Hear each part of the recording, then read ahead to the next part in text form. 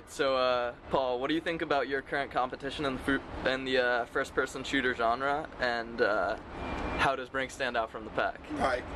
I mean, I think the thing for us that makes it, really different is if you look at the games that we've made in the past, Wolfenstein Enemy Territory and Enemy Territory Quake Wars on the PC, both of those games were games where you took on a combat role that suited your preferred playing style and then worked as part of a team to complete, a series of objectives.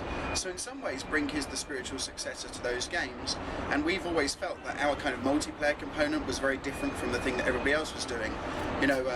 We've all played so much of games where you just capture flags or you just deathmatch.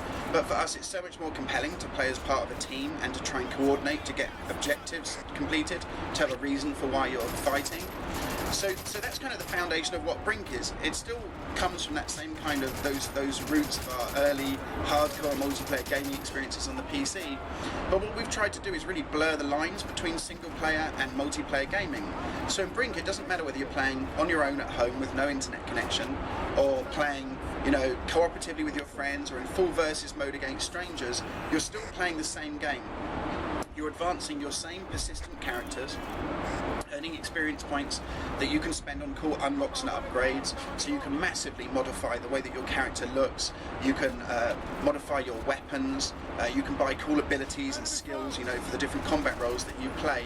And all of this takes place in a completely new world that people haven't seen before. So Brink takes place on the Ark, which is this immense, artificial floating city in 2045.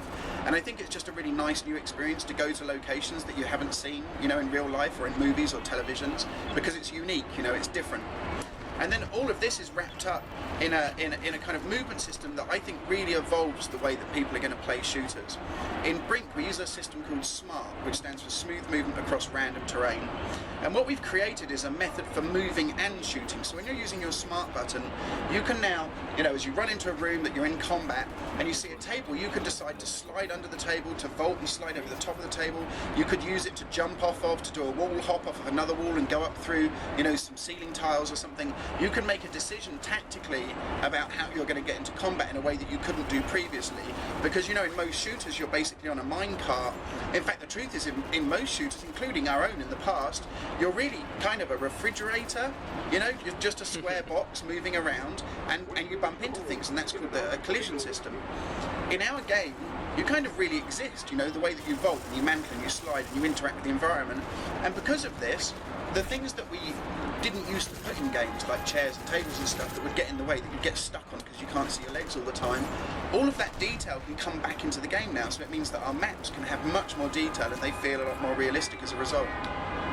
Tell me a little bit about the development of the SMART system, and was there any time Brink was actually more of a parkour game than a first-person shooter? Well, certainly when I wrote that first paragraph that just said, I wanted a freedom of movement system in the original high concept, the idea that I had in mind was a system where you constantly use different buttons. So you had to use a button to hop from here and a button to get to there and a button to climb up and everything else. This system was massively flawed, because in essence what you're doing then is you're just punishing people, for the lack of a user interface. You can't see your legs, you don't know where they are. Even if we render them, they're still out of view all the time. So we hired a great guy called Richard Ham. He was the lead game designer on Fable 2. One of the very first things Richard Ham said is, you should be able to move and shoot fluidly and easily. He didn't want a system where you had to time and do precise button jumps off the edge of, ledges that you can't even see, right? So he basically pushed for a much more simplified system, and we've ended up with two really, because you can use the SMART button that way, and just intuitively it will figure out what it is that you're trying to do, and it will assist with little jumps and hops and climbs and stuff. Or you can start to interact with things manually and actually move even more efficiently through the environment. So we hired another guy called Aubrey Hesselgren, who's the technical designer and responsible for much of what you see in the SMART systems kind of early prototypes and general development, before the animators, the programmers and everybody else got involved. He's actually a parkour enthusiast. He was in the Jump London DVD, which was the first DVD to really popularise parkour, a few years ago. And although actually he's just mooning the camera as somebody jumps across the top of him, he's not one of the stars. But he nevertheless is pretty good at it. And so what he did is we bought him a head camera, which he strapped himself, and he would skulk around the basement of the offices and plant explosive charges, and just started to study not just the way that, you know, the things that we see, but actually start to understand the way that, you know, eyeballs react as you land and react in damping to things that are going on around you and so on. So he put a lot of effort into that stuff. Then he started to get footage back at his dad's farm, jumping off 15-foot high walls and beating up his dad and stuff. And all of this footage was really good because it wasn't that we wanted to just simulate exactly what you would see with a camera strapped to your head, but it helped us start to understand what happens in the way that the neck and the head react to movement of the body, because it's nowhere near as violent as you would expect, or it would perceive if you just watch straight video footage footage from a camera. There's a lot of movement and a lot of crazy stuff going on, but your eyes and your brain make up for a lot of that. So that's basically the premise of the system. It's one which emulates what happens in reality rather than simulating, and it emulates in the way that's best for gameplay. Sure.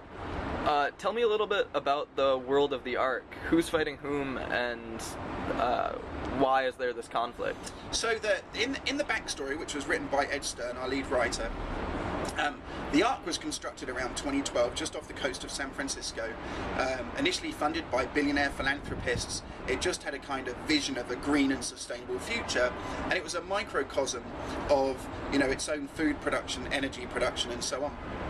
It started to get into financial trouble, and so it was towed out into the middle of the Pacific, and it became a kind of 10-star resort where celebrities would fly in and out and have photo opportunities. But, you know, slightly more sinister corporations started to realise that they could now do research in international waters that wouldn't be allowed within, you know, national territories. So it got a bunch more funding as a result of that, but then suddenly in 2025 it loses contact with the rest of the Earth. There's just complete radio silence. No, you know, planes flying overhead, no passing ships, nothing at all. Then refugees start to arrive from nearby atolls that have become flooded. So everybody suspects that the Earth is now underwater, and that the rising Earth's oceans have engulfed everything and everybody. And that's certainly how the original founders see it. They have, you know, although this thing was built for sustainable resources, it was built to house 5,000 people, and now there are 50,000 people. So the refugees are rehoused in the logistics and shipyard facilities, which of course are no longer needed, and they're repurposed as habitation. But there's absolutely not enough resources to support 50,000 people. And, you know, as Ed Stern says, in those situations, you know, you may well have solar panels, but they need to be pointed at the sun. Wind farms need to be pointed at the sun, and they need motors. And, you know, it gets to a point where you just don't have the parts to keep things alive and keep things going. So with resources running low, the refugees are the first to really feel the brunt of that. And they have plagues break out, they have a lack of medicine, a lack of hygiene, essentially living just in complete squalor. And you'll see some of those missions like Container City, which is the favelas, much like the favelas from Rio de Janeiro. Now what happens is a resistance starts to form. They really believe they're just fighting for a fairer distribution of resources against what they perceive to be a very oppressive security force. But on the other side of that wall that separates these two halves, the security force are really, you know, not much more than, I guess, what over here you'd call mall cops, right?